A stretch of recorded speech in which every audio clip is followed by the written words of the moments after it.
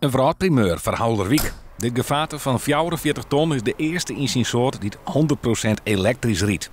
De primeur had lang op een wachtje litten, want zijn wijn bouwen is net simpel. Het is nieuwe techniek, dus het moet al uitgevonden worden. En het grootste probleem is, deze auto weer een dieselauto uit de fabriek en de motor, de versnellingsbak, alles is eruit halen en de auto wordt opnieuw opgebouwd. En dan is voornamelijk het software gebeuren, dat is een heel groot probleem. Maar ook in de Langomletter dik op. Bij een volle accu riet deze vrachtwagen maximaal 100 kilometer en de teller komt net hoger als 64. Daarna werd tolvoeren onder stroom. Super efficiënt is er dus nog net. Wij weten voor inzetten is dat helemaal geen probleem. Het is de enige werk wat ik ga werken een elektrische auto nou op inzetten kan. Dus de fabrikanten moeten goed aan de slag dat ze uiteindelijk dit product verbeteren. Boonstra twijfelt er net aan dat dit de toekomst is. Nee, we weten al dat de olie oprekkert. En uiteindelijk we gaan naar een samenleving waarin de zinnen de energielevering maakt. En de zin is gratis. Dus uiteindelijk gaat dit zich wel uitbetalen. Ja.